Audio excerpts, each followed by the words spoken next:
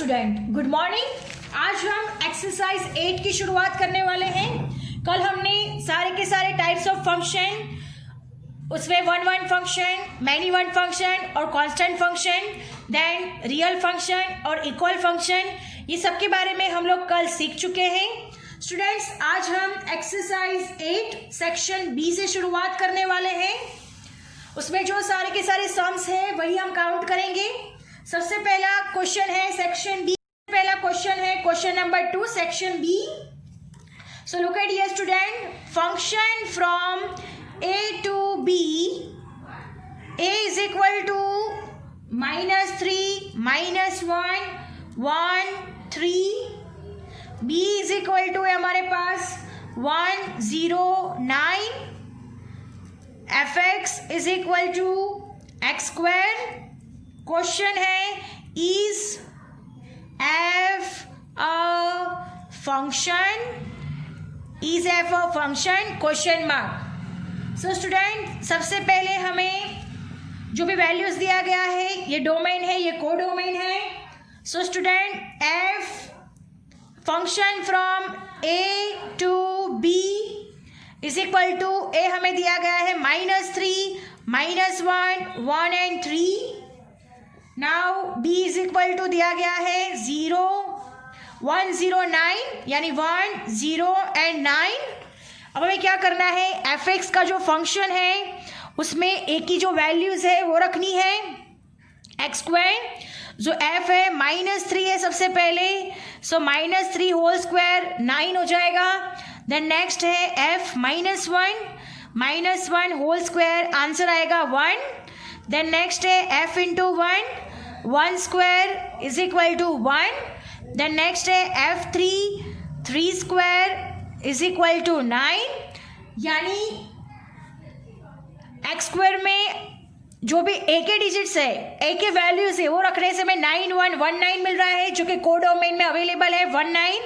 सो students, यहाँ पे proof होता है कि therefore F is a function.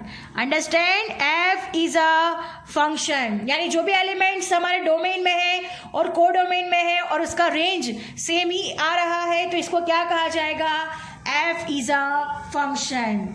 Understand? Now moving to the next question, question number 7. Next question है question number 7.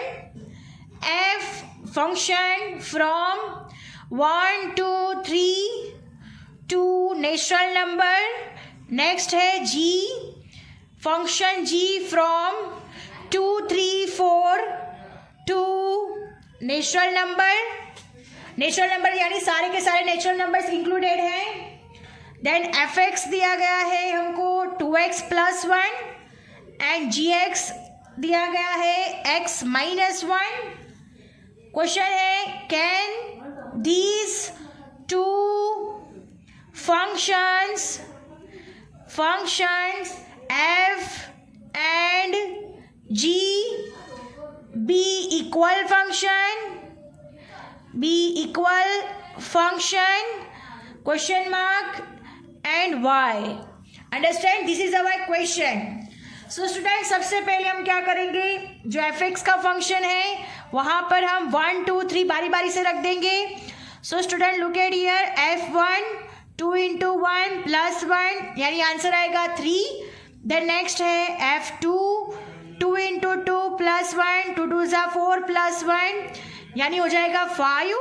देन नेक्स्ट है f is equal to 3, 2 3 = 6 + 1 is equal to 7 हो जाएगा। ये एफ एक्स का आंसर है 3, 5, 7।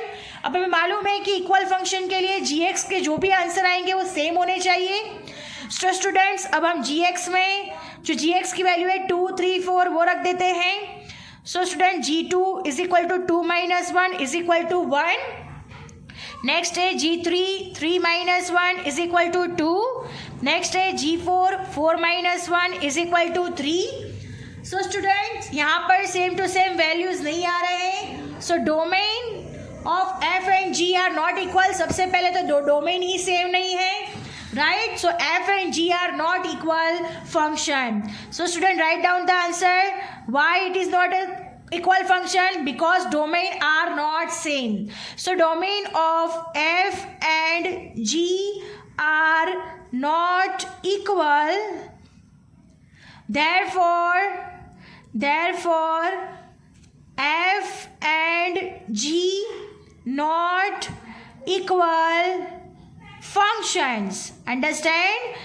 That's why f and g not equal function. Understand? Now moving to the next question है हमारे पास function z to n.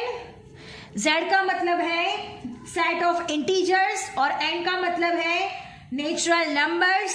Understand? f t is equal to t square plus 1 and t belongs to z. Determine the type of function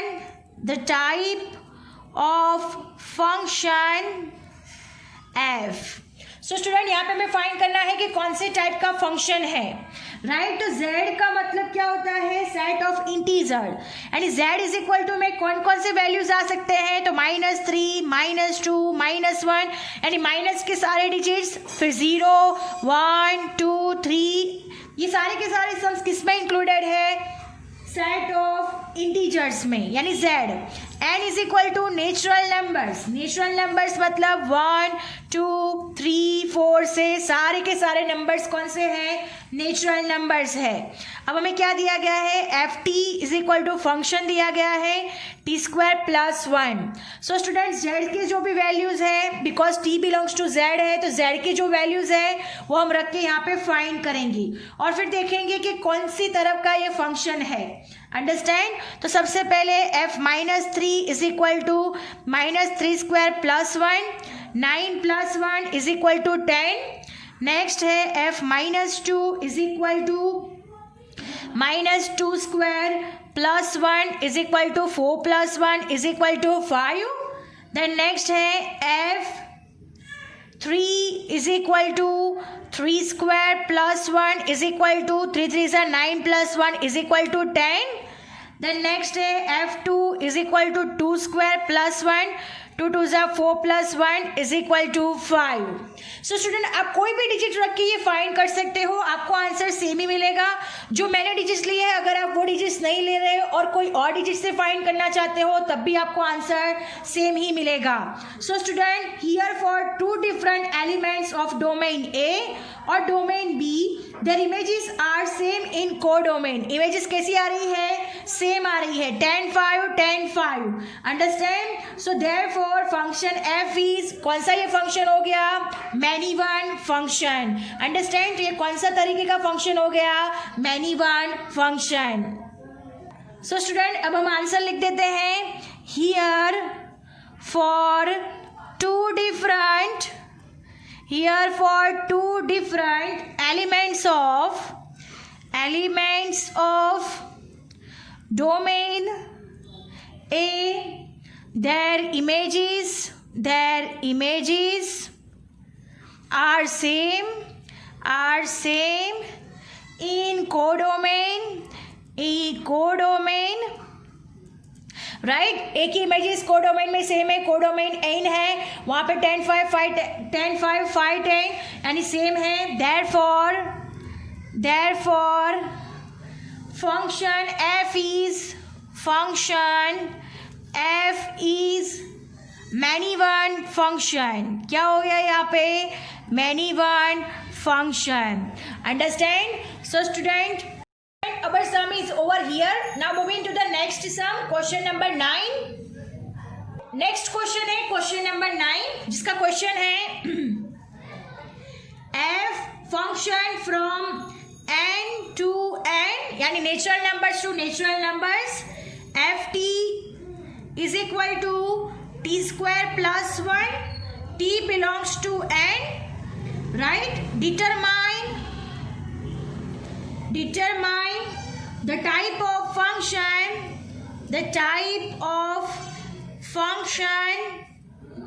n. Understand? So students यहाँ पे हमें दिया हुआ है natural number to natural number. तो function n to n दिया गया है, जहां पर n is equal to a natural numbers 1 2 3 से लेके सारे के सारे नेचुरल नंबर्स, एंड ये डोमेन है और को डोमेन भी सेम ही है 1 2 3 से लेके सारे के सारे नेचुरल नंबर्स। सो स्टूडेंट, अब हमें फंक्शन t एफ टी में टी स्क्वायर प्लस 1 जिसमें हमें नेचुरल नंबर्स रखने हैं।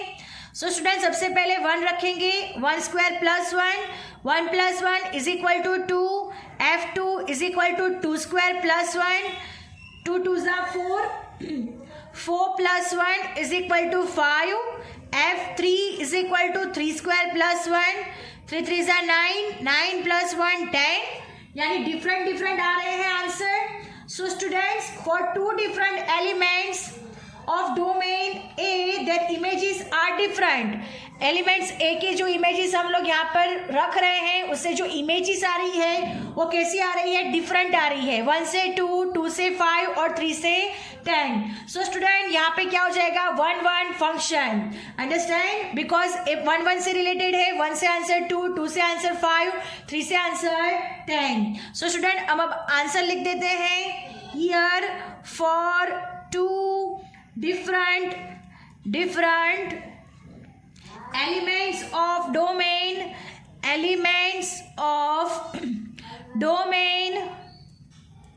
two different elements of domain A, their images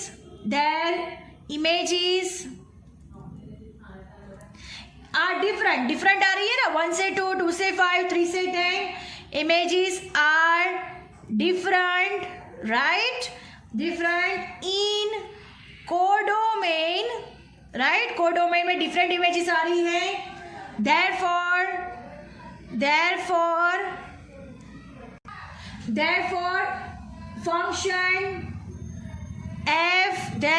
function f is called 1 1, f is 1 1 function, understand. तो f कौन सा फंक्शन हो गया, 1 1 फंक्शन।